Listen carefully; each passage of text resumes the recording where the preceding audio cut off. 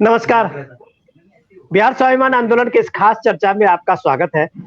ये चर्चा हम लोगों के लिए आज खास सबसे इसलिए भी है कि हम लंबे समय से हम लोग जो बिहार का ये अभिमान स्वाभिमान का ये हम लोग सिलसिला चलाते रहे हैं, तो आखिरकार एक बार झांकने का मौका जरूर लगा हम लोगों को कि ये बिहार में जब हम ढूंढते हैं कि हमारा बिहार का जो सबसे ये लॉकजाम है वो कहाँ पे है। और ये अभी मैं काफी दिनों से अभयानंद जी का पोस्ट पढ़ता रहा था और मुझे लगा कि अभयानंद जी ने जितना तरीके से बिहार के एडमिनिस्ट्रेशन और उसपे अपना अनुभव को उन्होंने जो बताया है और बिहार के मिजाज को समझते हुए वहाँ के लॉ एंड ऑर्डर को संभालना, वहाँ के चीजों को रखना, मुझे लगता है कि आज की तारीख में जो भी अफसर होंगे या बिहार के पत्रकार होंगे या इंटेलेक्चुअल होंगे, उनको अभयानंद सर का वो पोस्ट जरूर पढ़ना चाहिए, जो बिहार को समझने में, बिहार में एडमिनिस्ट्रेशन को जानने में मुझे लगता है कि वो एक बहुत बड़ा काम आएगा उनके जीवन में, उनके एक्सपीरियंस को अगर हम लोग पढ़े। हमारे साथ डॉक्टर एनके वैद्या है। वैद्य साहब पिछले 40 साल से वैद्य एससीएस के कोचिंग चलाते हैं, बच्चों को की जो ललक है आईएएस बनने का, उसके सपने को पूरा करते हैं। मेरे जैसे बच्चे को तो सपना उन्होंने पूरा नहीं किया, लेकिन बहुत ऐसे भाग्यशाली बिहार के बच्चे हैं जिनका वैद्य साहब ने सपना पूरा किया है। अभी जो बिहार का टॉपर है पिछले साल का शुभम, वो भी वैद्य साहब का ही स्टूडेंट रहा है। तो मैं डॉक्टर साहब से पूछूंगा कि बिहार के स्टूडेंट को इलाट साहब बनने की ललक क्यों होती है।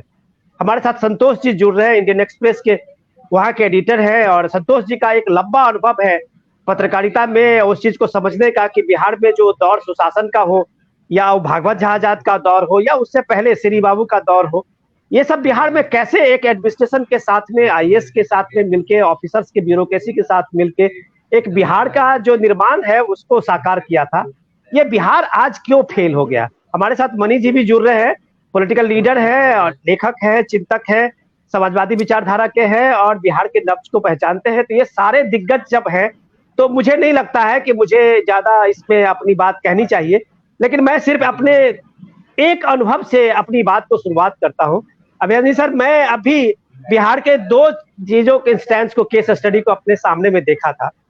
पिछले साल मैंने 2019 में भारत सरकार ने जब ग्राम स्वराज अभियान की शुरुआत की थी, तो बिहार के कई ऐसे एस्पिरेशनल डिस्ट्रिक्ट में थे जहां ग्राम स्वराज अभियान को लाया गया था।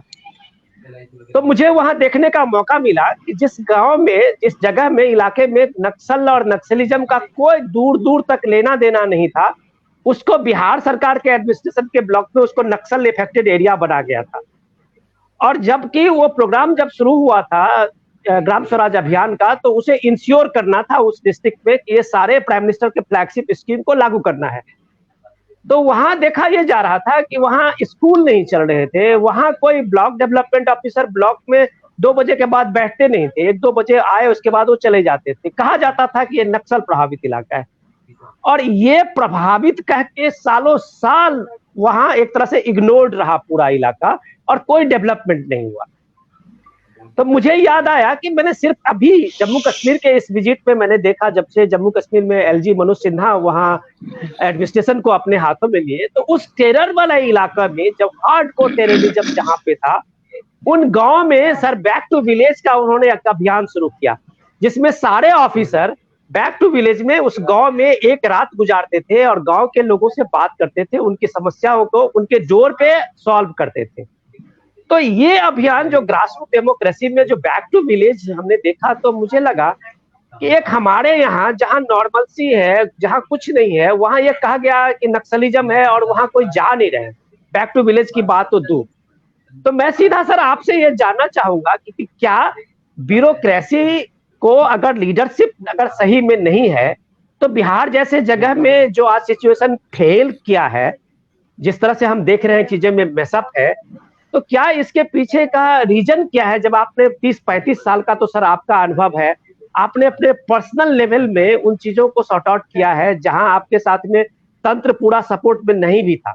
या आपने एक जगह लिखा है कि राजतंत्र और लोकतंत्र में बस अंतर यही है कि राजा जो है वो अगर वोट बैंक के लिए काम करना शुरू करता है तो एक राजतंत्र का स्वरूप हो जाता है।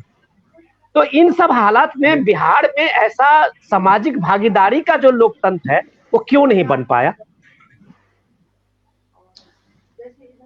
आपने जितनी भी चर्चा की और जो विश्लेषण आपने किया उसमें आप देखेंगे फोकस था either the political leadership or the bureaucratic leadership, as if there is no other leadership. आप गौर से देखेंगे इसको तो या तो ब्यूरोक्रेटिक लीडरशिप बहुत अच्छा हो और वो लीड करे, या फिर सॉरी पॉलिटिकल लीडरशिप बहुत अच्छा हो और वो लीड करे, या अगर वो नहीं लीड कर पाता है तो आपका जो सोचने का तरीका है उसके हिसाब से सर्टेन इंडिविजुअल ब्यूरोक्रेट्स आगे आएंगे और वो कहीं कहीं कुछ कुछ कर देंगे। मेरा अपना मानना है, मैंने जो धीरे धीरे करके समझा, शुरुआत में तो ये थॉट्स नहीं थे, जो मैंने समझा अपने इस नौकरी में, आईपीएस की नौकरी में, कि the two forces which are really important are state and society. आप उसको अगर हिंदी में कहें तो वो समाज सरकार, समाज बनाम सरकार, ये दो बहुत सीरियसली इम्पोर्टेंट फोर्सेस हैं। और हम जब चर्चा करते हैं तो वो ब्यूरोक्रेसी एंड पॉलिटिकल लीडरशिप दोनों स्टेट के पार्ट हैं। सोसाइटी के बारे में हम सोच ही नहीं पाते हैं, एज इफ के सोसाइटी कोई पैसिव एलिमेंट है। आपके यहाँ से आवाज बहुत आ रही है, उसको म्यूट करना होगा। हाँ, किसी माइक से आवाज बहुत आ रही है। जी हाँ, तो सोसाइटी एक, हम मान के चलते हैं कि सोसाइटी एक रेसिपिएंट है, वो एक्टिव पार्टिसिपेंट नहीं है। वो रिसीव करेगी whatever is being doled out by the bureaucracy और the politicians. Midway through my career ये बात मुझे समझ में आने लगी कि नहीं, ये society cannot be A mere recipient, it has to be a participant and a very active participant, and a participant to an extent where it should bring the role of the state to a naught. Regulatory powers के अतिरिक्त state को पास नहीं होने देना चाहिए, और society अगर चाहे तो वो कर सकती है। I'll give you one good reason. There are many reasons. अगर हम ऐसे देखें कि किसी भी व्यवस्था में जो फंड होता है, पैसा जिसके हाथ में होता है वही पावरफुल होता है in a multifaceted process where lot of organs are interacting with each other. तो सोसाइटी और स्टेट में अगर हम बात करें, अभी हम फिलहाल स्टेट को गवर्नमेंट से रिलेट कर रहे हैं, हालांकि वो भी बहुत सही नहीं है, नॉट एग्जैक्टली एक्यूरेट। तो ये जो पैसे की बात है, अगर टैक्स जो है ये गवर्नमेंट के पास आता है या स्टेट के पास आता है, but tax is only a very small percentage of the total GDP. GDP society का है, और बहुत अच्छा। उसका एक पार्ट आप लेते हैं और कहते हैं कि मैं बहुत पावरफुल हूं। आप कितना परसेंट कलेक्ट कर पाइएगा आप? अब corruption, sans corruption, minus corruption, आप नहीं कलेक्ट कर पाइएगा, क्योंकि आपके सिस्टम में 100% कलेक्शन भी होगा तो not more than 30%। 30% is way above what is actually done. तो 70% तो सोसाइटी के पास है। डिफिकल्टी वही है कि सोसाइटी इसको एक्सेप्ट नहीं करती है, अवेयर नहीं है और ऑर्गेनाइज्ड नहीं है। State is more organized in the way it collects taxes and the way it spends money over whatever it does. तो मेरा एक बहुत strong reason है why the state and why the society should always feel that it has to be a very active player in the process of development and not leave everything to the state. अभी society कर क्या रही है कि वो सिर्फ vote देती है और कहती है हमने तो अपना काम कर दिया और 5 साल अब आप काम कीजिए। बहुत अच्छा। ऐसे ऐसे नहीं हो सकता है। It has to be a continuous process. These legislators and these bureaucrats will have to be kept on their toes constantly. बहुत। उसका उसका मैकेनिज्म सोसाइटी अगर चाहे तो डेवलप कर ले सकता है। हमने अपने कुछ पोस्ट लिखे थे just before the Bihar assembly elections and I'm it was received very well by the people who जी, हम generally लोगों ने follow पढ़ा my है। post। जी, तो ये मेरा कंटेंशन है कि समाज को, इसको हमने प्रयास करके देखा है एज एसपी के पहले तो नहीं कर पाए थे, एसपी में भी लेटर स्टेज में, चूंकि जब अवेयरनेस हमको हुआ लगा कि नहीं समाज के पास शक्ति है, उसकी शक्ति को आह्वान किया जाए और वो बहुत इजीली बढ़िया लीडरशिप अगर एक ब्यूरोक्रेट दे इंडिविजुअल कैपेसिटी में, बहुत अच्छा। समाज जुटता है और अपने से बहुत तरह की समाज। Super 30 is one example. Education लगता है कि सरकार की जवाबदेही है, तो सरकार क्या करेगी, बिल्डिंग बना देगी, हार्डवेयर खरीद देगी। Education is not building and hardware. आप मशीन खरीद करके रख दीजिएगा तो एडुकेशन थोड़ा ही हो जाएगा। आपके पास टीचर्स ही नहीं है, सॉफ्टवेयर नहीं है क्वालिटी आपके नहीं, पास, क्वालिटी भी नहीं क्वालिटी है। कहाँ से आए? एडुकेशन ही खत्म तो क्वालिटी कहाँ से आने कहाँ को? से? तो फिर हमने जब स्टार्ट किया बहुत छोटे पैमाने पर किया, क्योंकि मेरे पास वो लेवल नहीं, बट आई एम विटनेसिंग कि लोग अवेयर होने लगे हैं। ये अच्छे लोग जिनके पास पैसा है वो बिना किसी दूसरे कंसिडरेशन के इस प्रोसेस को उन्होंने आगे बढ़ाया है। तो ये हो रहा है, हमने इसको अब स्टार्ट किया है हेल्थ के फील्ड में, एंड आई फाउंड कि लोग अवेयर होना शुरू हो गए हैं, क्योंकि आपको करना कुछ नहीं है, सिर्फ अवेयरनेस क्रिएट कर देना है। अवेयरनेस क्रिएट करना है। आप में आपके पास शक्ति है, आप कर सकते हैं, इतनी ही बात सर मैं समझानी है। सर मैं एक चीज पूछना चाह रहा हूँ, आपने बहुत विस्तार से बताया कि इस डेवलपमेंट के प्रोसेस में आपने एकदम जो ट्रू सेंस ऑफ डेमोक्रेसी है उसके स्पिरिट को आप इसमें लाना चाह रहे हैं, जो हमारे बिहार में कमी है। लेकिन सवाल ये है सर कि हम उस दौर की बात कर रहे हैं। मुझे छोटा सा एग्जाम्पल आपको देता हूं। जब मैंने पढ़ा था, मैं श्री बाबू के दौर का तो हूं नहीं, जिस समय में मैंने पढ़ा उस दौर में कि श्री बाबू जिस समय में सीएम बने थे सर, बिहार एक स्टेट बन के उभर के आया था। और उस दौर में आप देखिए, स्वतंत्र भारत के बाद बिहार के पास संसाधन क्या था, देश के पास संसाधन क्या था? इतना गरीब मुल्क, उसका एक गरीब हिस्से का बिहार। उसमें अगर श्री बाबू ने एफर्ट्स करके ब्यूरोक्रेसी की मदद ले, कुशल नेतृत्व में कुशल ब्यूरोक्रेट्स के जो एक समर्पण भाव था, तो वर्ल्ड क्लास एजुकेशन की जो बात आप कर रहे थे, नेतरहाट विद्यालय उन्होंने खोला उस बिहार में। उस बिहार में उन्होंने इंफ्रास्ट्रक्चर में पावर सेक्टर पे काम किया, कई थर्मल पावर स्टेशन बने जो बरसों बाद उसकी कल्पना भी बिहार में नहीं। तो ये जो एक ब्यूरोक्रेसी की और लीडरशिप की जो टीम वर्क है, वो धीरे धीरे आते सत्ता क्या के झोल में या बाकी कुछ पॉलिटिकल कंपल्सन में क्यों धीरे धीरे खत्म सी होती गई सर? ये मैं जानना चाहूंगा पब्लिक रिस्पॉन्सिबिलिटी के बाद। I have a view on this. मेरे पास भी अपना एक विचार है, आप अग्री करें नहीं करें।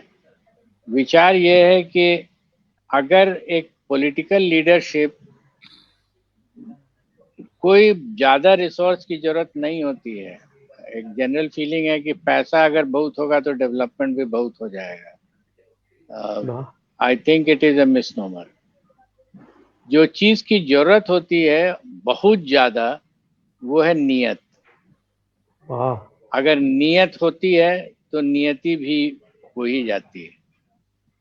और मैंने इसको करके देखा है पुलिस के ही मामले में, जो नौकरी मेरी थी उसी दायरे में मैं काम कर सकता हूँ। अब रही बात कि मैं पॉलिटिकल फील्ड में नहीं हूँ, लेकिन एक स्टेटमेंट दे सकता हूँ। एक पॉलिटिशियन अगर पॉलिटिक्स सोचना बंद कर दे, केवल नियत रखे कि समाज जिसके जिसके बूते पर वो आ रहा है और मंत्री, मुख्यमंत्री और सरकार बना रहा है, सिर्फ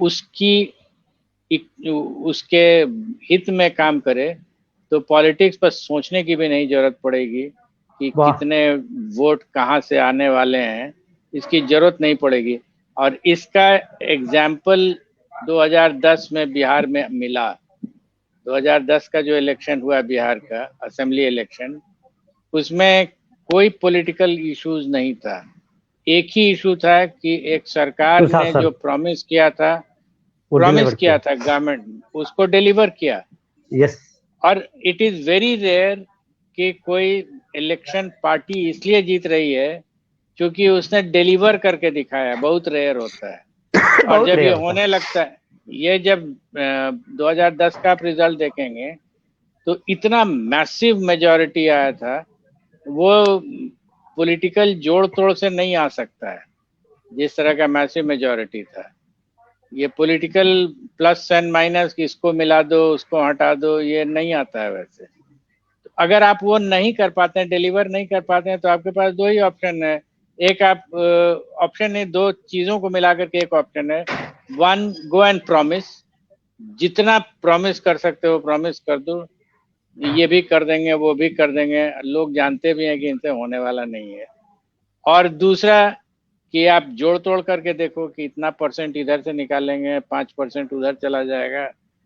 तो जब ये होने लगेगा तो फिर समाज की बात तो नहीं हो रही। बहुत अच्छा सर। मैं दोबारा लौट के आता हूँ, हमारे पास संतोष जी भी आगे जुड़ गए हैं। संतोष जी, मुझे लगता है कि बिहार में जितना ग्राउंड वर्क किया है और ग्राउंड रिपोर्टिंग किया है, मुझे ब्यूरोक्रेसी के बदलते और स्वरूप को और ब्यूरोक्रेसी और पॉलिटिशियन की एक टीम का और बिहार के इस डेवलपमेंट में, मुझे लगता है भागवत झा आजाद के बाद से लगभग संतोष जी एकदम सक्रिय जर्नलिज्म में वहाँ है, एक्टिव जर्नलिज्म में। मैं उनका एक्सपीरियंस जानूंगा कि बिहार में जब जब ये टीम बनी तब कितना बढ़िया काम हुआ, और जब ये टीम में जहां भी कुछ ऐसा कंफ्यूजन हुआ तो वहां कैसे मेसअप हुआ। मैं संतोष जी से जानूंगा, लेकिन पहले डॉक्टर एन के वैद्या हमारे साथ है। मैं उनसे जानूंगा कि सर, आज जो बिहार की हालत आप देख रहे हैं कि कई बिहार की हालत आज जो है, आज से 40-50 साल पहले बिहार की हालत ऐसी नहीं थी। लेकिन बिहार में टैलेंट पूल आज भी है, टैलेंट है बिहार में, श्रम शक्ति है बिहार में, रिसोर्सेज भले ही कमी हो गई हो, लेकिन बिहार में अभी भी चार्म है। लेकिन आज अगर आपके पास बच्चे आते हैं तो सबसे पहला उनका एक पहला, और मुझे लगता है कि वो एम्बिशन होता है आईएएस बनने का। हमारे यहाँ के बच्चे मैनेजर से ज्यादा आईएएस बनना चाहते हैं। उसके पीछे लाट साहब का जो अंग्रेज वाला ये कंसेप्ट उनके दिमाग में फ्यूडल है, या उनको लगता है आईएएस की नौकरी में बहुत पैसा है। तो जब आप सर ऐसे ग्रो करते हैं बच्चे को, जिस तरह से जिस साइकोलॉजी के स्थिति में आपके पास आते हैं, और बच्चे जो निकल के जा रहे हैं वो बिहार जैसे छोटे स्टेट को ही अपना एक कैडर मानते हैं, तो इनके पीछे का जो बिहार है वो क्या है? ये छोटे छोटे जो गरीब राज्य है, क्या डेवलपमेंट उनके दिमाग में है? इस टैलेंट वाले जो लोग हैं आईएएस पे चुन के आते हैं, जो देश के सर्वश्रेष्ठ टैलेंट चुन के आते हैं, और वो दिखा कुछ नहीं पा रहे हैं। ब्यूरोक्रेसी एक तरह से इंडिया में, एक तरह से आप कह सकते हैं कि फेल हो गया। आपका क्या मानना है? बंधु जी, पहले तो बुलाने के लिए धन्यवाद। और दूसरी बात, मैं अभी बैठे बैठे सोच रहा था, आप तो बिहार के गौरव वैभव की बात करते हैं, तो आपकी बात तो पाटलिपुत्र और नालंदा तक सीमित हो जाती है। एक चीज जो है, जो बिहारी लोग नहीं जानते हैं, बिहारी लोगों ने ग्रीस को कॉलोनाइज किया था। जो मगध की राजधानी थी राजगृह, वहाँ के लोग गृही कहा करते थे अपने आप को। उन्होंने कॉलोनाइज किया, गृही से ग्रीकोस बना और वहां से ग्रीस बना। मगध से शब्द बना मैसिडोनिया। तो यहाँ के लोग जो हैं वहां जाकर के व्यवस्था बना सकते हैं, तो वहां के वाह, लोग क्या नहीं कर सकते। बहुत अच्छा। ये बात मैंने अभी हाल ही में पढ़ी। एक पोकक, एक राइटर हैं, उन्होंने 170 साल पहले ये किताब लिखी थी, इंडिया इन ग्रीस। तो उसमें उन्होंने पूरा विस्तार दिया है कि ये बिहार के लोगों ने वहां पर क्या क्या किया, पूरा यहाँ की नदियों के नाम वहां चले गए, यहाँ के शहरों के नाम वहां चले गए, वाह। यहाँ के जो नगर जो निर्माण था वो सारा वहां किया उन लोगों ने। तो जब फिर खैर वो तो इतिहास की बात हो जाएगी। और जहां तक ये लाड साहब वाली बात है, ये तो आमिर सुबहानी से पहले कहाँ था यहाँ पे। मैं हमेशा कहता हूँ कि आईएस जो है वो एक कम्युनिकेबल डिजीज है। आपका बच्चा आईएएस होगा तो सारे मोहल्ले में जो है वो फैल जाएगा, मोहल्ले में होगा तो शहर में फैल संतोष जी जाएगा। हंस रहे। हाँ, शहर में होगा तो फिर बिल्कुल। हाँ, ये डिजीज हमारे यहाँ फैला है सर, बहुत जबरदस्त वायरस है। आमिर सुबहानी से पहले नहीं था। और उस वक्त एक समय था जब सिर्फ पटना से कम 30 लोग आईएएस में आते थे, सिर्फ पटना से। अब पूरे बिहार से नहीं आते। जिसकी आपने स्कूल की बात की थी, टॉप 50 में 10 बच्चे तो मान के चलिए उनके होंगे ही होंगे नेतरहाट में। लेकिन समस्या तब ये थी कि वहां विकल्प नहीं थे लोगों के पास। अब तो विकल्प हैं। जैसे सर ने कहा शिक्षा की बात, मैं पूरी तरह से सहमत हूँ। मैं दो ही चीजें हमेशा मानता हूँ कि अगर हमें समाज में परिवर्तन लाना है तो दो ही चीजें काम कर सकती हैं, एक परिवार है और एक शिक्षा, वो भी प्राथमिक शिक्षा। और दोनों पर ही हमारा ध्यान नहीं है। मैं जब पूरा बिहार था तो मैं लोगों से कहा करता था बिहार का विकास इतना आसान है, उत्तर में बाढ़ आती है, दक्षिण में सूखा होता है, उसका पानी वहां पहुंचा दो, दोनों का विकास हो जाएगा। सर ने जैसे बताया छोटे छोटे काम हैं, बहुत ही छोटे छोटे कामों से विकास होता है और लोग कर भी रहे हैं। बस सरकार के स्तर पर नहीं है, सहयोग भी नहीं है और सरकार शंका की नजर से देखने लगती है। आप बिहार की बात कर रहे हैं इतने बहुमत की, तो क्या इस वक्त केंद्र में नहीं है? एक छोटा सा एग्जांपल मैं बताता हूँ। अभी मैं जा रहा हूँ छत्तीसगढ़ कोरबा में। वहां जो है पारंपरिक रूप से लोग 3000 साल से जो है लोहा गलाने और बर्तन बनाने का काम कर रहे हैं। मैं सोच रहा हूँ कि उनको संगठित करूंगा और जितने भी पीवीटीज हैं, primitive particularly vulnerable tribal groups, वहाँ महिलाओं में आयरन डेफिशिएंसी 80% से कम है, ये ज्यादा है। तो मेरा प्लान क्या है, वहां जाकर के उनको जो है सारे एल्युमिनियम के बर्तन उनसे लेके उनको लोहे के बर्तन दिए जाएंगे। दो फायदे हो जाएंगे, उनमें आयरन डेफिशिएंसी दूर हो गई, उनको रोजगार मिल गया। कितना खर्चा आएगा? राज्य सरकार से मैंने बात की, कहते हैं कि वो आपको जो फायदा मिलता है 2% जो सीएसआर का, तो वो बेनिफिट, मैंने कहा बेनिफिट की बात नहीं है, आप आपकी तरफ से अगर कर देंगे तो मेरा जो है खाली जो है खर्चा अकाउंट में आ जाएगा, और नहीं करेंगे तब भी कोई फर्क नहीं पड़ता। और मैं ये चाह रहा हूँ कि ये सारी छत्तीसगढ़, बिहार, झारखंड और हो सके तो उड़ीसा, मुझे भाषा नहीं आती। तो डॉक्टर साहब मतलब आप कह रहे हैं कि ये छोटी छोटी जो हमें अभयानंद जी सर ने कहा कि ये सामाजिक भागीदारी जब तक शासन के साथ में जुड़ता नहीं है उस तब तक उसकी बात, और उन्होंने बहुत कमाल की बात कही कि बहुत डेवलपमेंट के लिए कोई ऐसा नहीं है कि आपके पास बहुत बड़ा फंड हो या रिसोर्सेज हो। जो आपकी एक पहल है, मुझे लगता है कि बिहार में ऐसे कई इलाके हैं जहां आज भी जरूरत है, लेकिन हम में से कोई लोग सोच नहीं पाते हैं। मैं एक बार सर संतोष जी से अपना एक परिचय ले लूं इंट्रोडक्शन के बाद मैं दोबारा आता हूं। संतोष जी, इस बिहार ने तो बहुत कमाल का काम सब किया है, इतने सारी चीजों के बाद भी मुझे जहां तक याद है, जिस समय दौर में हम लोग बिहार में थोड़ा सा अखबार और मीडिया में पढ़ना लिखना शुरू किए थे, तब वो भागवत झा आजाद का वो दौर था, 88 या 89 का वो दौर था। और भागवत झा आजाद को सीएम बनाया गया था। कांग्रेस में बहुत अपने में इंटर फाइटिंग चल रही थी, बहुत कलह था। और जब भागवत झा आजाद आए उस समय में सबसे ज्यादा कोऑपरेटिव करप्शन का और एजुकेशन माफिया का एक बहुत बड़ा दबदबा बिहार में चल रहा। तो भागवत झा को मुझे याद है उसमें ऑफिसर थे बीके, पीके और आरके सिंह, अभी हमारे मिनिस्टर हैं, पावर मिनिस्टर हैं। तो ये तीन ऑफिसर्स ने इतना कमाल किया, और इस ऑफिसर्स ने इतना कमाल किया कि बिहार में करप्शन के खिलाफ लड़ने वाला, मुझे लगता है कि वो पहली एक टीम बनी भागवत झा आजाद के समय में। और कोऑपरेटिव माफिया को लगभग एक तरह से उन्होंने मार भगाया। बाद में वो झेल नहीं पाए, कांग्रेस ही नहीं झेल पाई वो विरोध को, और भागवत झा को हटना पड़ा। लेकिन ब्यूरोक्रेसी कर सकती है अगर लीडरशिप उसके साथ में हो।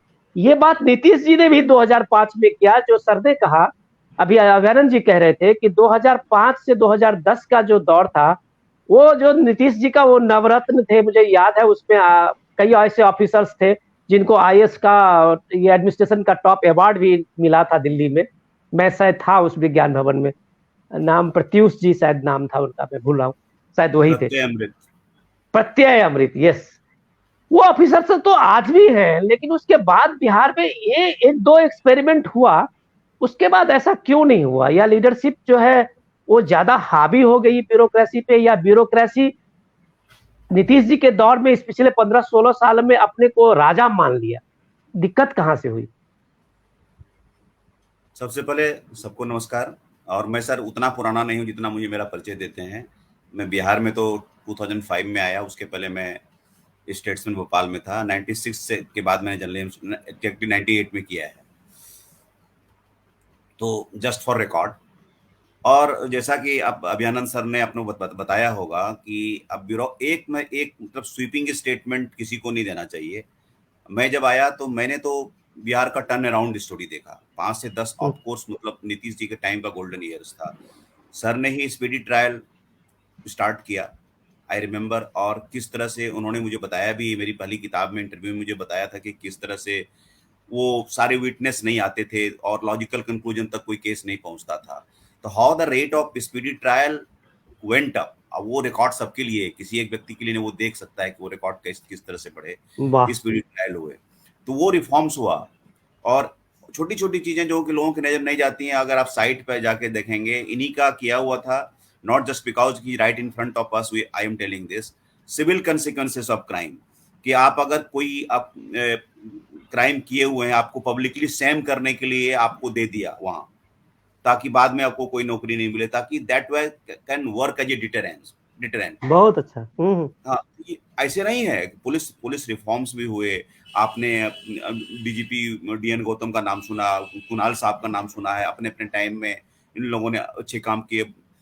तो वो नहीं है जिसे कि ब्यूरोक्रेसी में बोलेंगे, आप ब्यूरोक्रेट्स की तरफ लेंगे, of course Aamir Suhani, Amarjeet Sinha, Pratyaya Amrit, R K Singh, road का रिफॉर्म, इलेक्ट्रिसिटी का रिफॉर्म क्या था। मैं तो बोलता हूँ कि मैं कई जगह बोल चुका हूँ कि मैं अपने गांव जब जाता था, बांका डिस्ट्रिक्ट में रामचुआ गांव है, वहां से मुझे बांका जाने में 40 किलोमीटर 4 घंटे लग जाते थे। टाटा मैक्सी चलती थी, कभी एक इस करवट होती थी, कभी दूसरे करवट होती थी। आज वही डिस्टेंस 45 मिनट्स, तो नथिंग टू टेक अवे। लेकिन मेरा एक ही जोड़ करना है कि इसके लिए एक टर्म काफी है, 1.5 टर्म काफी है, नॉट 4 टर्म्स। 4 टर्म्स का जो ग्रोथ होना चाहिए, then we will start comparing with Karnataka, Maharashtra, Gujarat. हम कंपैरिजन करेंगे, तब तो हम कंपैरिजन करेंगे कि आपको सेकंड लेवल ऑफ ग्रोथ नहीं हुआ, वहां ब्यूरोक्रेसी क्या कर रही थी। और एक चीज मुझे लगता है कि एग्जीक्यूटिव रिस्पॉन्सिबिलिटी भी फिक्स होनी चाहिए। मैं एक आपको क्लासिक एग्जांपल देता हूं, मैं छोटे लेवल की, नॉट बड़े लेवल की। मैं जब जा रहा था Delhi, I think it was 1994, मेरे पिताजी की हाई स्कूल के शिक्षक थे, उनकी सर्विस बुक की फाइल पड़ी हुई थी। तो वो कह रहे थे कि तुम चले जाओगे दिल्ली तो उसको फॉलो अप कौन करेगा, वो पिछले 2 साल से किसी एक मोहर मिली पड़ी हुई थी। तो मैंने कहा नहीं, आपके सर्विस बुक की फाइल में चढ़ूंगा तो मुझको सर्विस नहीं मिलेगी, मुझको जाने दीजिए। बहुत नाराज हो गए। माँ ने सपोर्ट किया, माँ के सपोर्ट के बाद मैं गया, और इतने नाराज थे कि मुझको याद है कि मैं exactly remember the days, 407 days के बाद मैं लौटा। पिताजी की नाराजगी थी इसके कारण से, उनके डर से भी, और ऐसे भी मुझको, मेरे मन में भी थोड़ा सा था कि ये क्या बात हुई। तो मैं ये कहना चाहता हूँ पर्सनल एक्सपीरियंस से कि ये just not my experience, that is how it functions. आज आपने आरटीपीएस एक्ट बनाया है, सब बताया कि ये काम ये होने चाहिए। आप हर एक लेवल पे ये फिक्स कीजिए कि कौन सा काम कितने दिनों में करे होगा, और कहाँ रुकी है तो कौन किसकी रिस्पॉन्सिबिलिटी है। रिस्पॉन्सिबिलिटी है तो उसको क्या पीनल प्रोविजंस होगा। तो ये नहीं कि इस डिपार्टमेंट ने उस डिपार्टमेंट को लेटर लिखा। मैंने एक क्लासिक एक एग्जांपल एक ब्यूरोक्रेट से पूछा कि how do you delay things. बोला कल के कुछ नहीं, लिख देते हैं हम लोग फाइल पर, विमर्श करें। अब विमर्श करेंगे, लीगल डिपार्टमेंट में जाएगा, लीगल डिपार्टमेंट जाएगा आएगा। तो अगर आप डिले करना चाहेंगे, और लालू जी ने क्या कहा था कि Lalu ji leader of opposition थे, एक ब्यूरोक्रेट से मिले, तो उन्होंने एज ए लीडर ऑपोजिशन मांग किया तो कहा कि नहीं होगा। जब वो मुख्यमंत्री बने तो ब्यूरोक्रेट को बुलाया, कहा कि हाँ हो जाएगा सर। कहा कि तुम ही थे ना जो बताए थे कि नहीं होगा। बोला तब की बात अलग थी। तो ये तो मैं एक लाइट वेन में बोल रहा हूं। मैं ये कह रहा हूं कि विल अगर होगा, there are always a set of good officers. अब वो एडमिनिस्ट्रेटिव पॉलिटिकल विल पर डिपेंड करता है।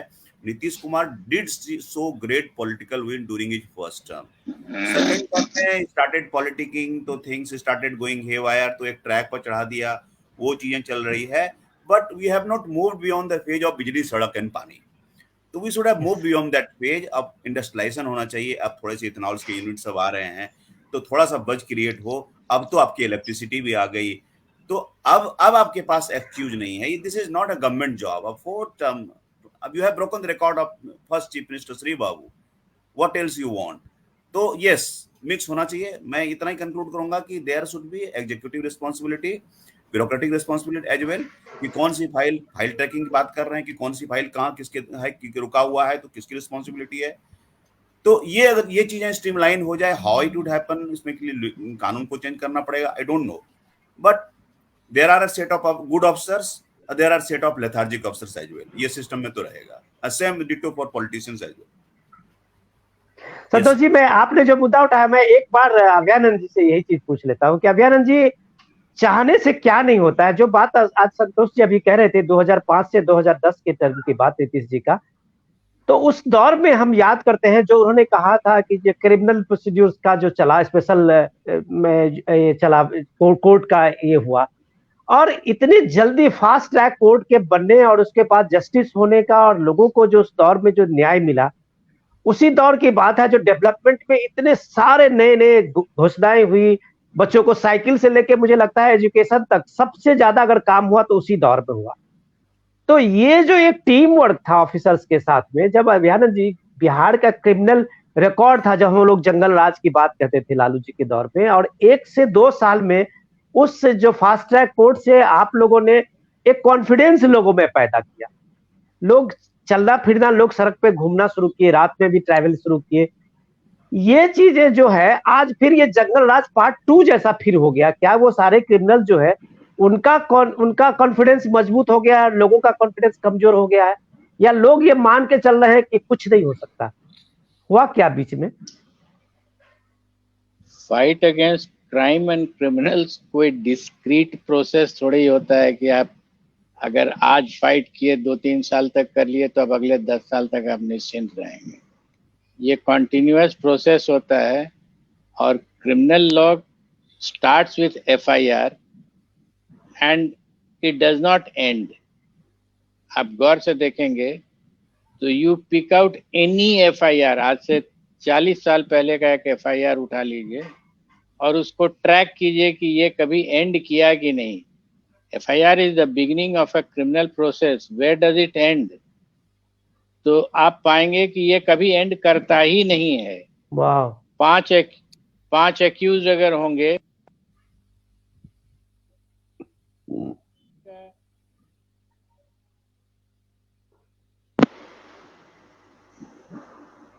म्यूट हो गया। आ रही आवाज सर? अच्छा, ठीक।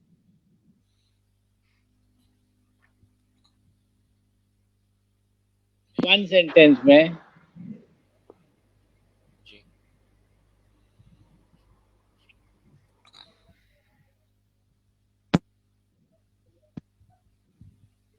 हमने कराया, उसके बाद सडनली ये प्रोसेस में, लॉ के प्रोसेस में वो अपील फाइल करेगा और उसको हक है करने का।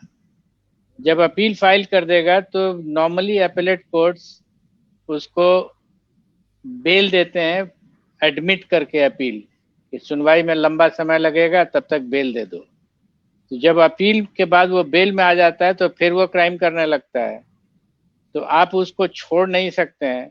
तो अपील को हमने फॉलो अप किया, क्योंकि एक पीरियड था जिसमें सडन स्पर्ट हुआ था एंड आई एनालाइज्ड इट, तो मालूम हुआ कि ये अपील में ये लोग छूट करके आ गए हैं, अपील पेंडिंग है और आ गए हैं ये। तो अपील को बेल कैंसिलेशन का एक प्रोसेस कराया हमने। ये किसी स्टेट ने आज तक नहीं किया था, जबकि लॉ में ये प्रोविजन है। हमने भी पढ़ा था, एकेडमी में पढ़ा था, याद था, तो हमने उसको बेल कैंसिलेशन का प्रोसेस मूव किया। It became a grand success. High court थोड़ा परेशान हुआ था कि एक तो बेल सुनने से इतना बेल हो जाता है फाइल, आप बेल कैंसिलेशन लेके आ जाते हैं। हमने कहा कि लॉ में है तो हम तो लेके आएंगे ही, एंड आप ऑर्डर जो करना है करें। तो इस what I am exactly saying is, law का प्रोसेस एंड नहीं होता है। You can't relax after getting people convicted. वाह। तो आप why are senior officers there? IPS इतनी बड़ी परीक्षा दे करके लोग आते हैं, तो आपके पास बुद्धि है, आप अप्लाई कीजिए। You can't expect sub inspectors to apply his mind to all these processes and say कि अच्छा अब आगे क्या करना चाहिए हमको। दरोगा जी दौड़ रहे हैं, पकड़ रहे हैं, डायरी लिख रहे हैं, एक अपना जो चोर्स होता है वो कर रहे हैं। तो लीडरशिप देंगे आप जो सीनियर लेवल पर हैं, जो एडीजीज एंड डीजीज हैं। It is their role and it is their job to provide leadership, because I found crime कहीं बढ़ता है तो उस एरिया के ऑफिसर्स को, सबऑर्डिनेट्स को लोग बुला करके बेतरह डांटते रहते हैं, क्यों क्राइम बढ़ रहा है। तो suppose he is an honest officer, तो वो कहेगा कि सर हम थोड़ा ही क्राइम कर रहे हैं, कुछ रास्ता बताइए, क्या उपाय है इसका। तो लॉ में रास्ता तो आपको ढूंढना होगा, और हम कर नहीं रहे। And this is where I have a feeling that very senior officers they will just say मैं तो लॉ के अनुसार काम करूंगा। तो उसमें से आप जो क्रिएटिविटी है लॉ की वो कीजिए। आफ्टर ऑल एक डिफेंस लॉयर जो है वो भी वही इंडियन पीनल कोड पढ़ता है और अपने क्लाइंट को डिफेंड करता है, और हर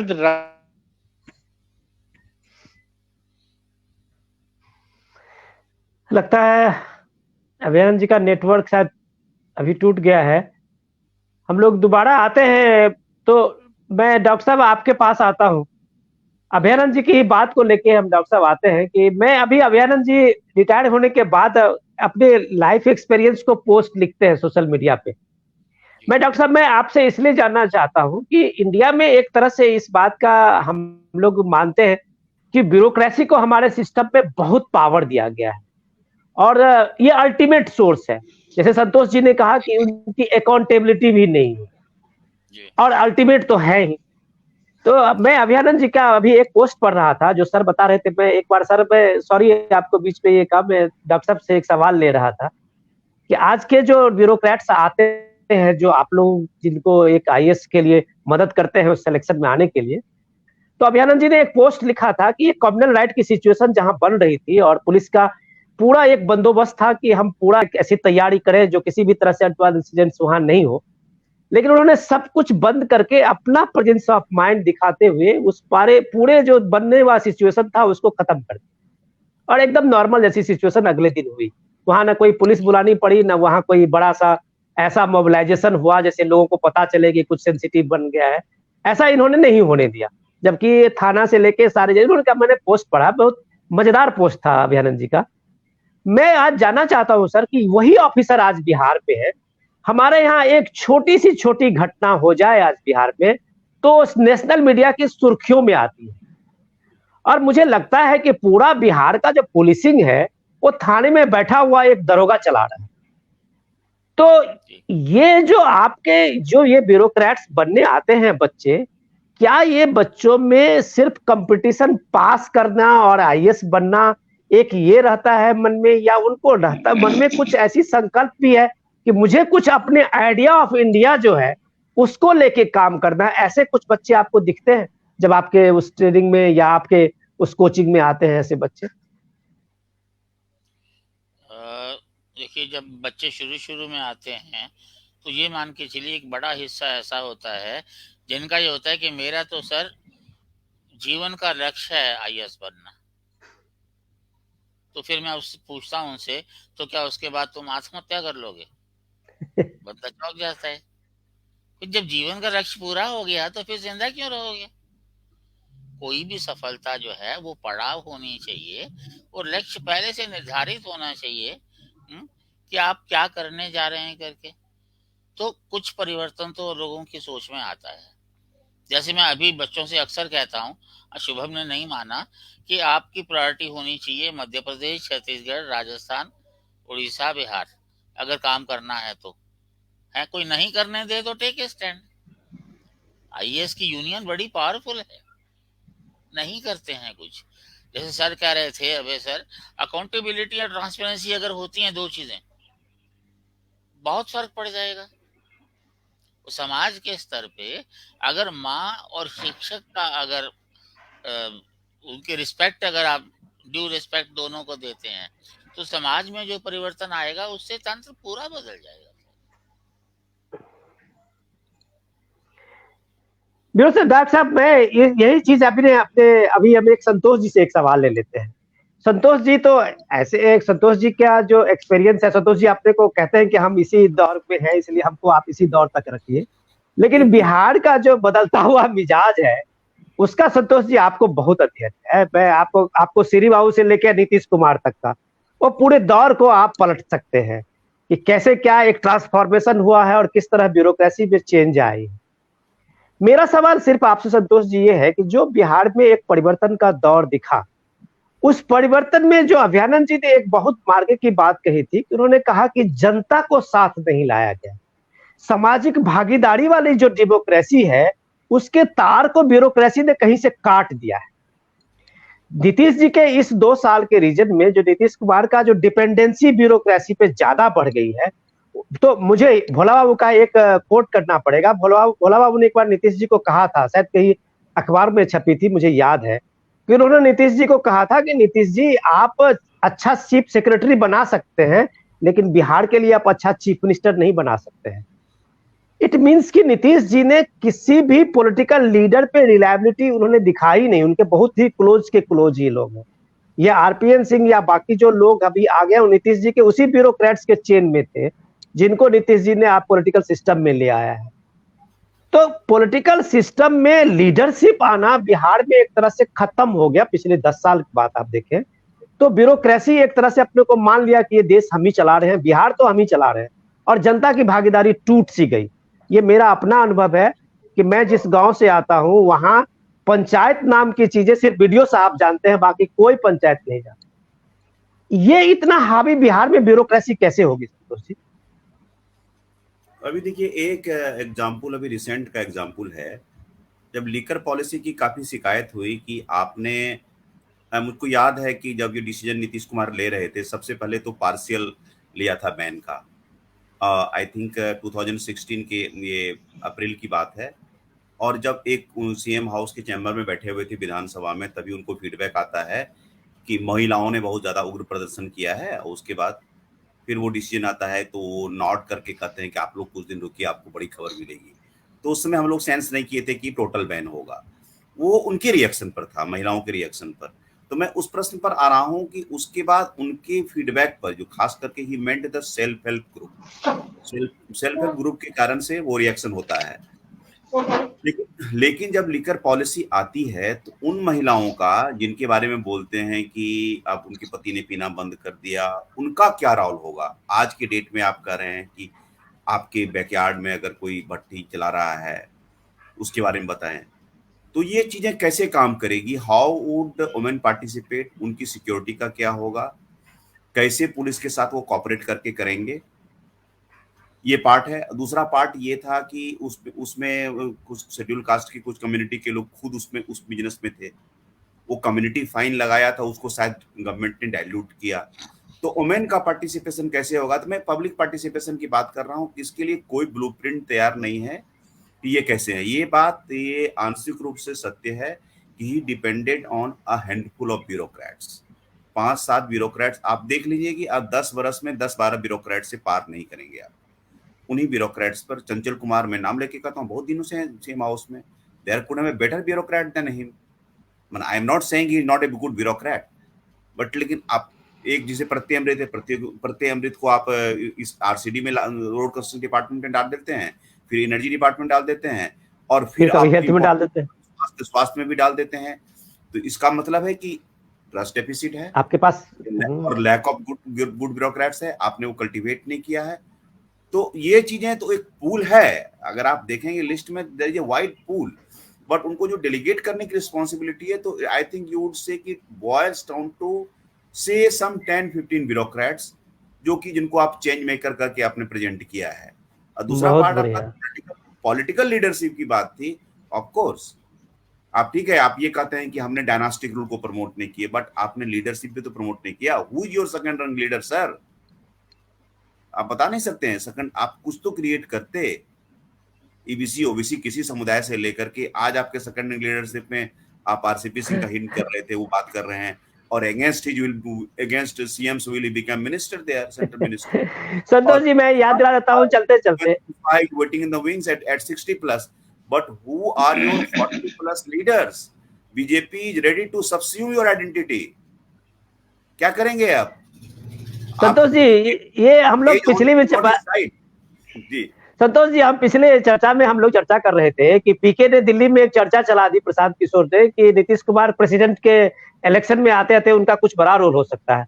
तो बिहार में एक खलबली मची कि जेडीयू का फिर क्या होगा। ये आपने बहुत बढ़िया उसका ये एनालिसिस किया था कि नीतीश कुमार ने तो कम से कम ये 15-16 साल के अपने चीफ मिनिस्टर रीजन में कोई सेकंड लीडरशिप का कोई ऐसा तब होने के लिए बनाया ही नहीं।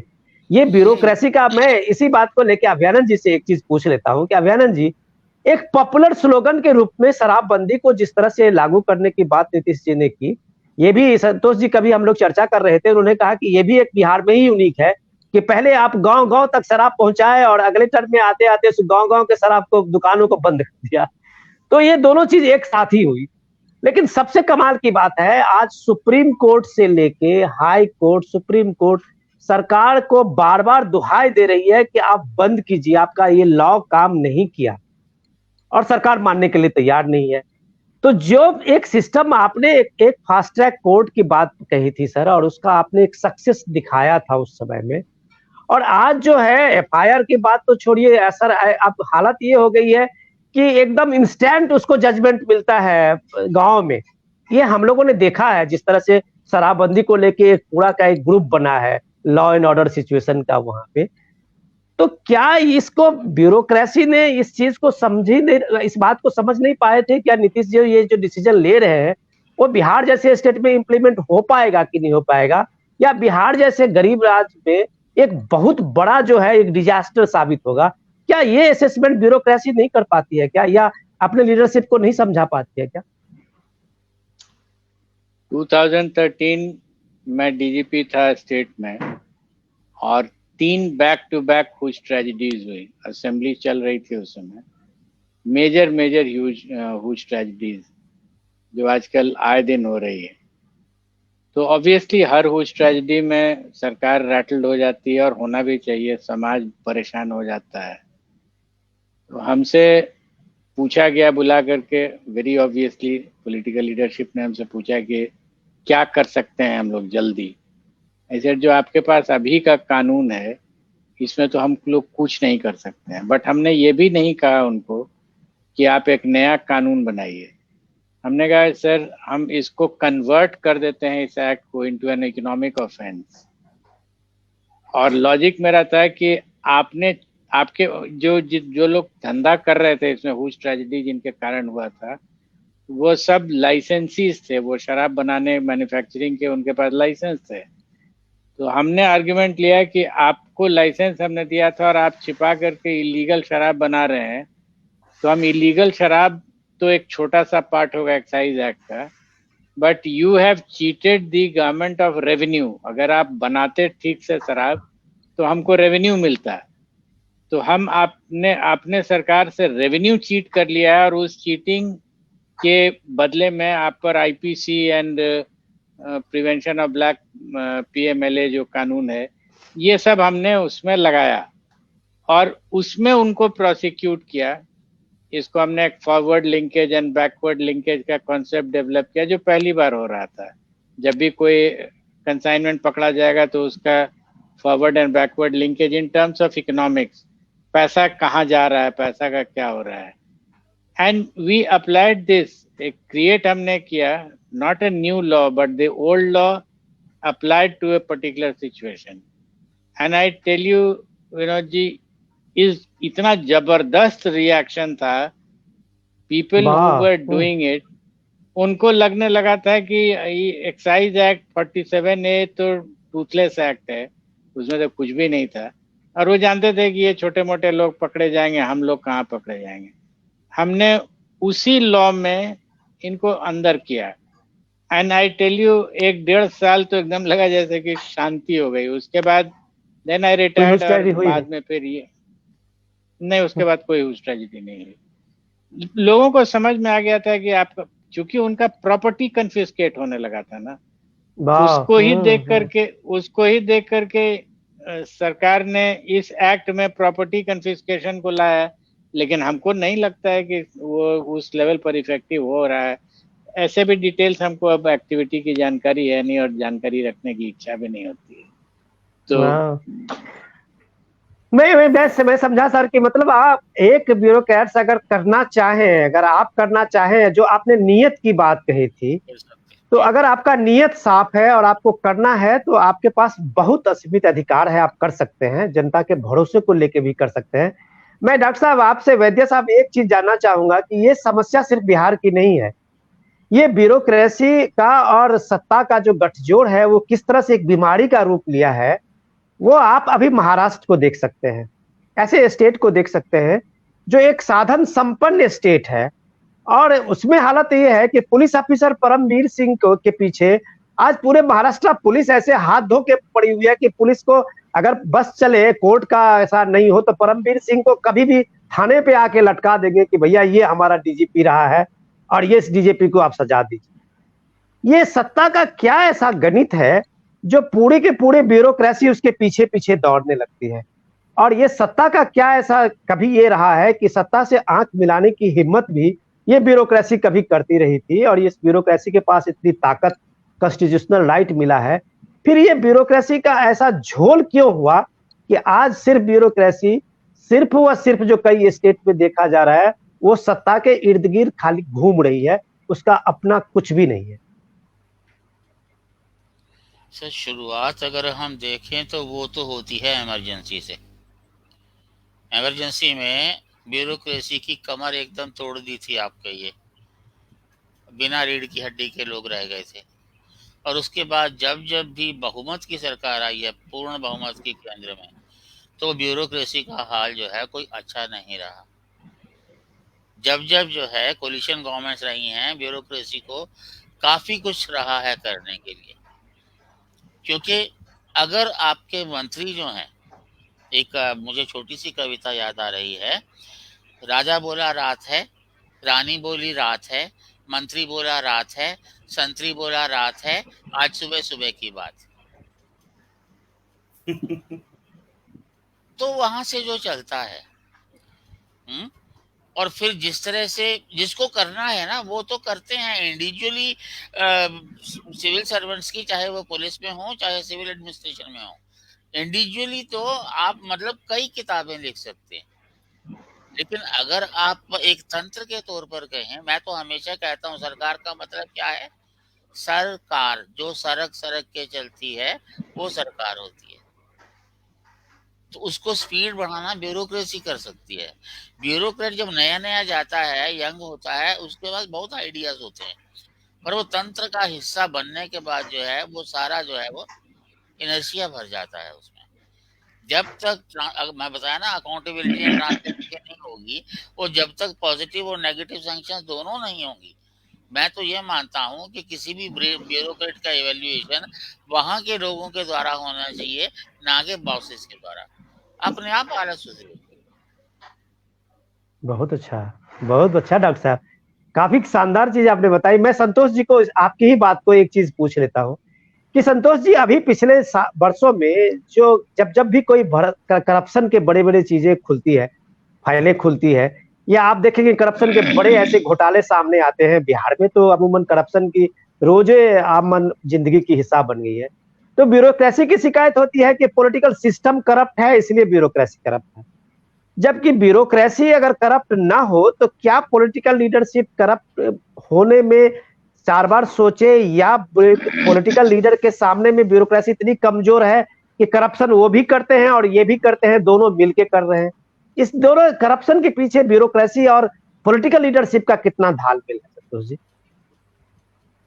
कंक्लूसिवली कहना तो बहुत डिफिकल्ट होगा, इसमें क्या क्या रोल है, कुछ केस स्टडी में आदमी कह सकता है, जैसे कि वो भी इन्वेस्टिगेशन का प्रोसेस है। मैं सृजन स्कैम का मैं 4 पार्ट में इन्वेस्टिगेशन किया था, तो उसके लिए मुझको रेडिंग का अवार्ड भी मिला था। तो उसमें इन्वेस्टिगेशन के दौरान में मैंने ये चीज़ देखा था कि आखिर ये क्या बात थी कि 13 बरस से ये बात नहीं पकड़ी गई। ऑल ऑफ ए सडन आप चीफ मिनिस्टर अनाउंस करते हैं कि चेक बाउंस होता है, अब मनोरमा देवी से ये जाता है। लेकिन वो जब पता किया तो पता चला कि जब आप बैंक में जमा करते हैं लेकिन पैसा कहीं और जमा हो जाता है, पैरेलली डमी क्रिएट हो जाता है और वो फाइल अलग से क्रिएट होती है, वो पैसा लेती है मनोरमा देवी की संस्था और वो मार्केट में उससे कमाती है, फिर समय समय पर लौटाती है जब रुकना बंद होता है। तो मैं ये जानना चाहता हूँ कि जब 3 लेयर्स ऑफ ऑडिट्स हो रहे थे, इंटरनल ऑडिट और जो क्या क्या उसमें एग्जैक्टली याद नहीं है कि बात पुरानी हो गई, लेकिन 3 तरह के ऑडिट्स थे। जब 3 तरह की ऑडिट्स थी आपकी, तो ये क्यों 13 बरस तक नहीं पकड़ा गया? Who are responsible? क्यों?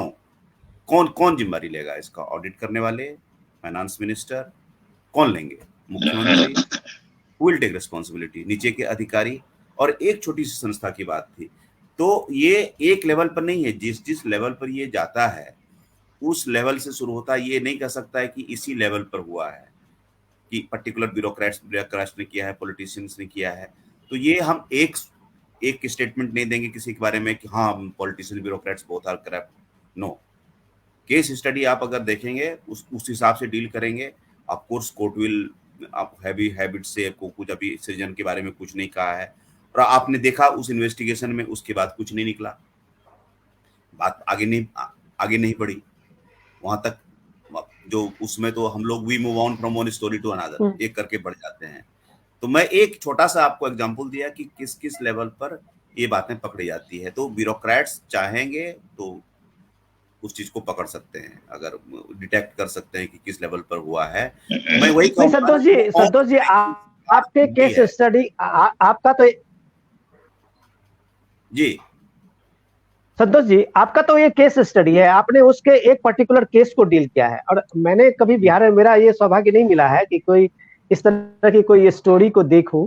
मैं जब कभी पढ़ता हूं तो आपका ही स्टोरी पढ़ के बिहार को जानता हूं। मेरा ये कि मैं जब अपने यहाँ जाता हूँ, कभी बिहार जाने का मुझे मौका मिलता है, और उसमें जब हम बात करते हैं पंचायत में जो छोटे छोटे लोगों को, अब एक पंचायत क्या है, पैरेलल में एक ब्यूरोक्रेसी भी चल रहा है। पंचायत में जो पंचायत सरपंच हैं, मुखिया हैं, तो उनके साथ साथ वहां पे नॉमिनेटेड भी है, सेक्रेटरी हैं, क्या क्या है, बहुत ऑफिसर सब आ गए हैं, तो उनका भी एक रोल है। तो जब मैं पूछता हूँ, लोगों कई बार पूछा कि आखिर इस सिस्टम में इतना घालमेल क्यों है यार, कुछ चीजें आप एक छोटा सा कोई प्राइम मिनिस्टर आवास योजना बनाना हो या उस समय इंदिरा आवास योजना था, हर में आप कट मनी ढूंढते हैं, ये क्यों लेते हैं पैसा? तो उनका कहना था कि ये कट मनी इसलिए होता है कि ये सिर्फ हम ही ने, हमारा नहीं है, इसमें ऊपर तक है। और ये ऊपर कहाँ तक है, इस चीज को तो एनालाइज नहीं कर पाया। मेरा भी बहुत कुछ नहीं था, या उससे पूछूं कि कितना अथॉरिटी तो नहीं रखता था, ये ऊपर में कहाँ तक है। लेकिन ये ऊपर जो है बिहार में और कट मनी जो है, क्या ये बिहार के एक शाश्वत नियम बन गया है? पूरा पंचायत सिस्टम का देखें, फ्लैगशिप स्कीम के देखें, रूरल डेवलपमेंट का देखें, ये कट मनी तो पूरा लगता है बिहार को एक तरह से एक तो इसका कल्चर बन गया है। मैं पंचायत पर ही आता हूँ, वो भी एक रिसेंट केस स्टडी है। मैं वही कहूंगा जो मैंने किया है। नल जल स्कीम किया था मैंने अभी, स्कैम वाला, वो भी 3 पार्ट में आया था। तो उसमें मैं पंचायत लेवल पर किस किस तरह से, तो उसमें जो जिनको कॉन्ट्रैक्ट मिलता है, of course of the record उन्होंने मुझको बताया कि किस किस लेवल पर उनको कितना कितना पैसा देना पड़ता है। तो वो उन्होंने बताया कि 3 तरह के स्कीम होते हैं, पंचायत के होते हैं, पीएचडी द्वारा किया होता है, एक अर्बन डेवलपमेंट करता है। और सब में बताया कि मोर और लेस 30 to 40% कट फिक्स है, किस लेवल पर जाएगा और किसको कॉन्ट्रैक्ट मिलेगा ये प्री डिसाइडेड है। रेस्ट इज सेम, जिसे हमको मिलना है तो मेरी एक सेम कंपनी होगी और कोई भरेगा ही नहीं, और मेरी एक कोई डुप्लीकेट कंपनी होगी, वाइफ के नाम पर कंपनी होगी, जो L1 लोएस्ट बिडर हो जाएगा उसको मिल जाएगा। प्री डिसाइडेड है, लेकिन उसके लिए प्री डिसाइडेड के लिए पैसा भी पहले फिक्स है। जो टॉप अधिकारी है उसको नहीं, एक पूरा कंप्लीट चेन बना हुआ है। आप उसको आप कागज से स्टैब्लिश नहीं कर पाएंगे। वो जो डील होता है, मेरा खुद का एक अपना रिलेटिव में नाम नहीं बताऊंगा, वो उसको भी कॉन्ट्रैक्ट है, तो बोला कि वो कभी नहीं, वो कैश लेते हैं, दे टेक कैश। हाँ, और वो कहते हैं कि दे इंसिस्ट कि 2000 का नोट देना, कि कम थोड़ा सा कैरी करोगे तो भारी नहीं लगेगा। तो मैं इस लेवल पर डीपली इंटरेस्ट है। और ये जो डेमोक्रेटाइजेशन जो हुआ ना Panchayati Raj, this is also democratization of corruption. I don't know, I am using a wrong term, but वहां तक उस तरह से पहुंचा। वो मकसद क्या था? चौखंबा राज लोहिया जी ने ये इसलिए थोड़ी कहा था कि वो तो, या गांधी जी ने, वो एक विलेज एम्पावरमेंट की बात कर रहे थे ना, बात कही थी, बंदर बांट के लिए थोड़ी कहा था। संतोष जी, लेकिन मैं चलते चलते एक सवाल मैं अभयानंद जी से ले लेता हूं, क्यों हम लोग 1 घंटा समय ले लिए उनका भी और डॉक्टर साहब का भी। मैं अभयानंद जी, मैं संतोष जी जो बात कही है ये बिहार की हकीकत है। उन्होंने एक आईना दिखाया है जो हम किस तरह से एक लूट तंत्र के एक तरह से वो ये बन गए हैं, पूरा एक साक्षी बन गए हैं कि हम लोग सिर्फ देख रहे हैं। लेकिन मैं जानता हूं सर, मैंने जम्मू कश्मीर में काम किया है और मैंने देखा है कि कहाँ ब्यूरोक्रेसी, कहाँ पंचायती राज, कुछ जैसी चीज जो चौखंबा की बात कर रहे थे अभी संतोष जी, ये सब कल्पना की चीजें भी नहीं थी। लेकिन मैं देख के आया हूं सर कि वहां किस तरह से ब्यूरोक्रेसी वही ब्यूरोक्रेसी है जिसके लिए करप्शन पूरे भारत में मशहूर था। आज वो ब्यूरोक्रेसी ने काम किया है वहां पे कि आप सोचिए कि सर वहां गांव में जिस एक सामाजिक भागीदारी का जो ग्रास रूट डेमोक्रेसी बना है, 100% सर फ्लैगशिप स्कीम वहां इंप्लीमेंट हो रहा है ग्राउंड जीरो पे। ये उसी ब्यूरोक्रेसी ने किया है उस टेरर अफेक्टेड एरिया में। तो वहां संभव है और बिहार में ये संभव नहीं हुआ। ये इसके पीछे का आप क्या मानते हैं सर? मेरा लास्ट क्वेश्चन है, ये रिस्पॉन्सिबिलिटी किस पे तय होनी चाहिए, ब्यूरोक्रेसी पे या लीडरशिप पे? इस डिस्कशन में हम लोगों ने चर्चा की ना कि 2005 to 2010 में इसी ब्यूरोक्रेसी ने, बिहार की ही ब्यूरोक्रेसी ने और इसी लीडरशिप ने, पॉलिटिकल लीडरशिप ने करके दिखा दिया। आज ये फीलिंग हो रही है कि डिलीवर नहीं हो पा रहा है। राइट है या रॉन्ग है ये फीलिंग मैं नहीं जानता हूँ, क्योंकि मैं भी अब प्रशासन से बिल्कुल कटा हुआ हूँ, जानकारी नहीं रखता हूँ, except what I read from the social media and media. तो फिर आप सोचने वाली बात है, वही लीडरशिप है, वही ब्यूरोक्रेसी है, and it doesn't get delivered. Ultimately ये आता, आदमी इनेटली बिल्कुल सही होगा या इनेटली बिल्कुल गलत होगा, ये दोनों एक्सट्रीम जो है उसकी संख्या बहुत छोटी होती है। ज्यादातर फेंस सिटर्स होते हैं, उनको अगर भय होगा तो वो ठीक से करेंगे और नहीं होगा तो नहीं करेंगे वो। तो भय का एलिमेंट खत्म हो गया तो करप्शन हो गया। मेरा यही मानना है करप्शन के बारे में। बहुत अच्छा सर। और बहुत सिंपल प्रोसेस से भय क्रिएट कर दिया जा सकता है, बहुत सिंपल प्रोसेस है। और अगर आप, हम लोग कहते थे ना बचपन में, माँ बताती थी कि चावल कैसे पता चलेगा कि पक गया, तो 4 चावल का दाना ले लो और देख लो उसको। तो यहाँ पर भी वही है, जितने इतने ऑफिसर्स हैं सबको थोड़ा ही पकड़ा जा सकता है, लेकिन जिसको पकड़ा जाएगा, अगर 10 का एकदम लिटरली उनको नौकरी से बाहर इतनी दूर निकाल देंगे कि फिर वापस नहीं आएंगे वहां, और बहुत कम समय में करना होगा। आज अगर हम पकड़ेंगे किसी करप्ट ऑफिसर को और 3 महीने में बाहर कर देंगे नौकरी से, केस अपना लड़ते रहिएगा, 3 महीने में आप बाहर जाइएगा और फिर वापस नहीं आइएगा आप। और ये करके दिखाया बिहार ने। I think Bihar was the first state जिसने कर दिया है इसको। हम लोगों ने कराया। आपको हम एक बात बताते हैं करप्शन के बारे में। हर स्टेट में एक ही एजेंसी रहती है, एंटी करप्शन ब्यूरो कहते हैं। बिहार में 3 एजेंसी है और ये तीनों उसी पीरियड में 2005 to 2010 वाले पीरियड में क्रिएट किया गया। एक SVU और एक EOU। EOU ऑफ कोर्स 2011-12 में आया। लेकिन ये 3 एजेंसीज हैं, कोई स्टेट नहीं है जिसमें 3 एजेंसीज एंटी करप्शन वर्क कर रही है, और तीनों अभी काम अच्छा कर रहे हैं, बहुत सारे केसेस लोग कर रहे हैं, बट उसका इम्पैक्ट नहीं हो रहा है। इसका इम्पैक्ट नहीं हो रहा है। सीधी बात है कि मैं डॉक्टर साहब लास्ट में चलते चलते बस एक आपका कंक्लूजन इसमें चाहूंगा कि ये जहां भी आप, अगर आप बिहार में देखें कि हम ये मान के चलते हैं कि बिहार में नीतीश जी एकदम ब्यूरोक्रेसी से ही शासन चला रहे हैं। मैं 2 उदाहरण सिर्फ देता हूँ आपको।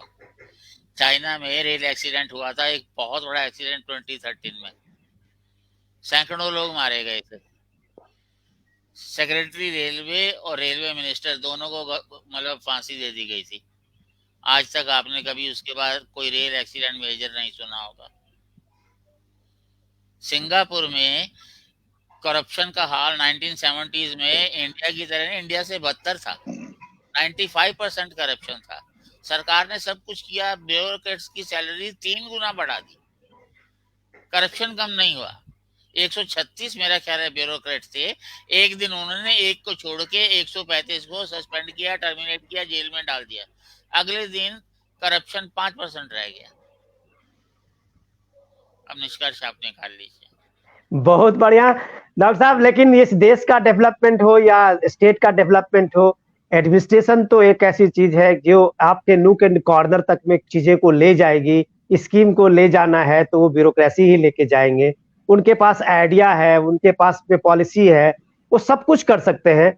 लेकिन जो बात मैं अभयानंद जी के उस बात से खत्म करता हूँ आज के इस अपनी चर्चा को, कि नियत साफ होनी चाहिए।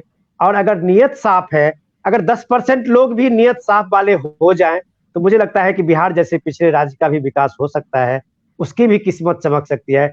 अभयानंद जी, आपको आने के लिए बहुत बहुत धन्यवाद। हम लोग के साथ आपने 1 घंटे का समय दिया, हम आभारी हैं। डॉक्टर साहब आपका भी बहुत आभारी हूं हम लोग। और संतोष जी आपका बहुत बहुत धन्यवाद कि जब कभी आप आते हैं तो हम लोगों में कुछ हम लोगों को अपडेट दे जाते हैं, और बिहार के लोगों को अच्छा लगता है कि जब अपनी बात आप कुछ केस स्टडी से बताते हैं। थैंक यू सर, नमस्कार। प्रणाम। प्रणाम सर। प्रणाम सर। प्रणाम।